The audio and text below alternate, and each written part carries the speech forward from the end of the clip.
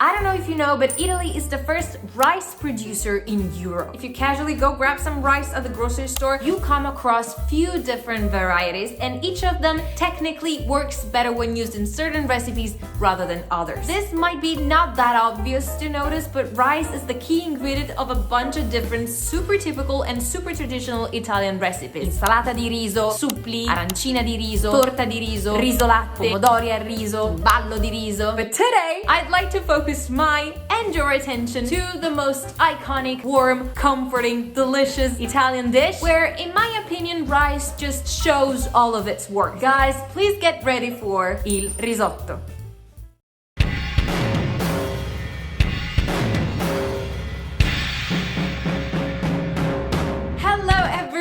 This is Barbs, and today I don't think I have enough words to describe the excitement thriving in this household. My mom is literally waiting upstairs for me to be done with the video so that we can have a lot of risotto for dinner. So I personally think risotto takes the taste of plain rice to a whole other level, and it also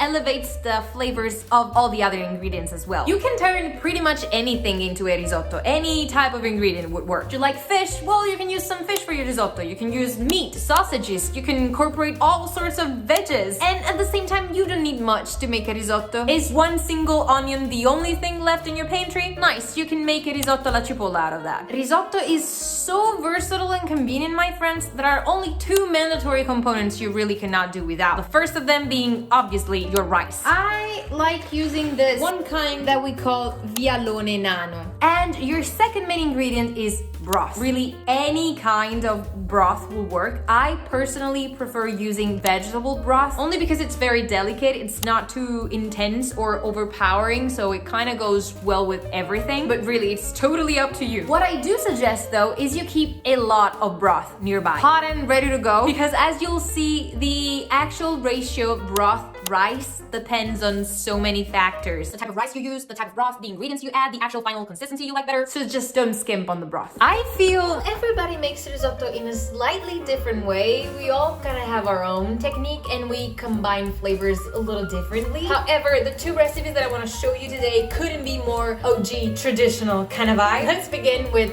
risotto ai funghi.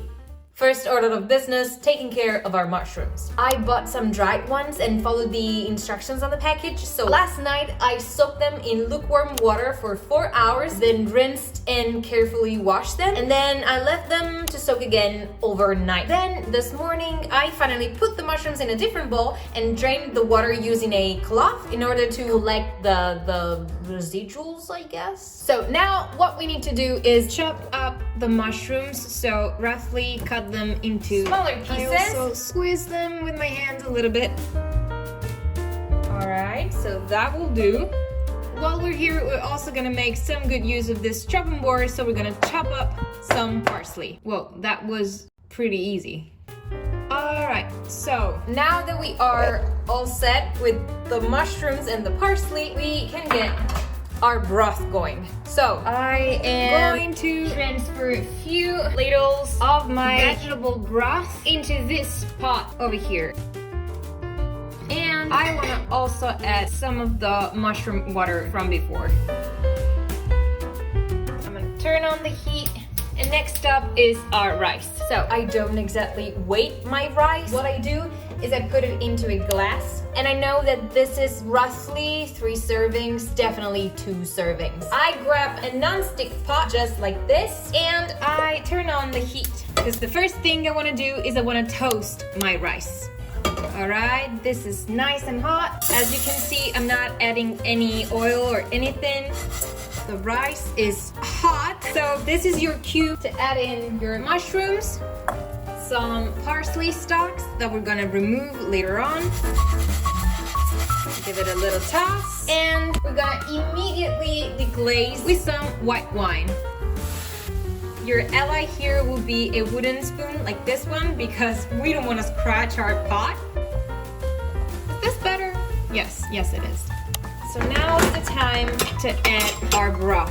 So we're adding 1 to 2 ladles at a time. We're also turning down the heat again. We want the rice to gently simmer. We don't want this to be too aggressive. And I know you may be tempted to add the liquid all at once, but this is gonna mess up your final consistency and texture. You gotta be a little patient and add just a little bit at a time. Also, from this moment on, you wanna keep stirring your risotto, and that's why I suggested you use a wooden spoon, just like this one. Technically, this is a non-stick pot, so we should be safe, but especially if you're using a regular pot, you cannot stop stirring. Don't ever. Seriously, don't stop, like keep going, otherwise because of the starch release, the rice is gonna stick to your pan immediately. So from the moment the rice starts to simmer, you start to stir. As you can see, now is when you wanna add some more broth.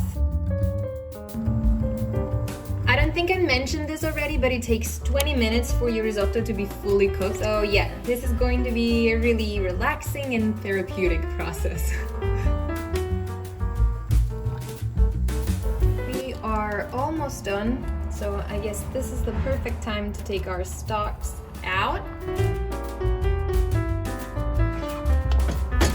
Taste test to see how close we are and if it needs more salt and stuff like that. It definitely needs some salt. I'd say a couple minutes more.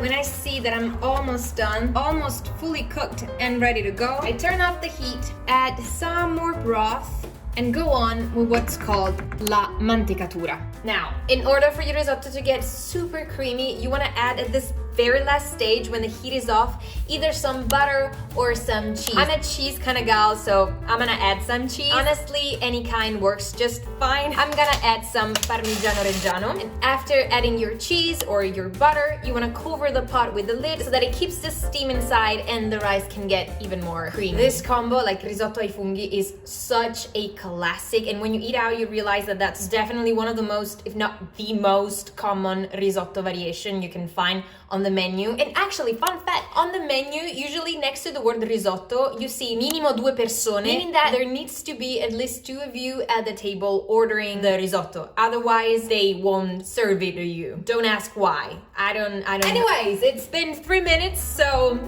hello. Final big stir, and oh my god, is this super creamy.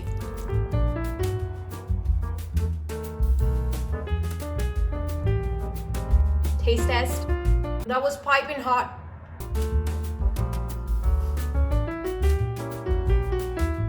Next up on the agenda is one of the most comforting and cozy risotti ever, and it's also perfect for fall and the upcoming cold season. So you guys, please welcome risotto alla zucca. In order to get our risotto going, we need our pumpkin mousse or puree. I chose to use this zucca delica that I really like. What I like is not only the taste of this type of squash, but also the fact that you don't need to peel it. You just slice it, you season it as you like, then you smash it in the oven, and the peel will soften and come off super easily. Then all you need to do is add in some more olive oil, a little bit of water. You're done. Now, we basically have to repeat exactly what we did before. So let me show you. We have our broth situation going strong right here, except this time is only like plain vegetable broth. So I'm gonna turn on the heat. This is hot enough. So the rice goes in, same amount as before. And you'll see, all we need to do is exactly what we did before. Lower the heat. And when it doesn't smell like alcohol anymore, we go on with our pumpkin puree. And again, a little bit. When it starts to simmer, I lower the heat and I proceed with adding 1 to 2 ladles at a time. And just like before, from now on, I'll keep stirring and I'll always keep an eye on the pot.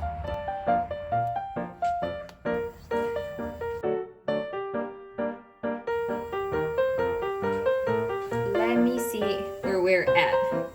it is time to choose what we want to put into our risotto in order to let it mantecare, to let it creamy. So because unlike my mom, my dad isn't a great fan of risotto alla zucca. It's a little too sweet for his likings. I want to balance out the sweetness with a very salty and intense type of cheese. So this is why this time I am opting for some grated pecorino romano. But if on the other hand you're really into that sweet aftertaste, at this point you may choose to add some unsalted butter.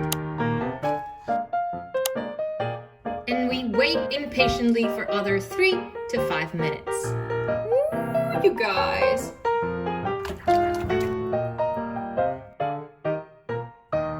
Can you see what I see? Cheers. Cheers, you guys. This is probably my favorite. No, this is definitely my favorite. I am so happy right now. If you like rice but you've never tried risotto, or if you like risotto but you've never tried making it at home, this is your cue to go give it a try. I believe these 2 recipes over here are a very nice starting point, so I hope they'll bring a lot of joy and a lot of warmth to all of your households. If you want, you can leave me a comment down below saying which combo was your favorite or what other kind of risotto you'd like to try. As usual, it was lovely spending some time with you guys. I hope you enjoyed the video. If you did, please give it a like, subscribe to the channel, and I'll see you guys next time. Bye! Let's go eat dinner.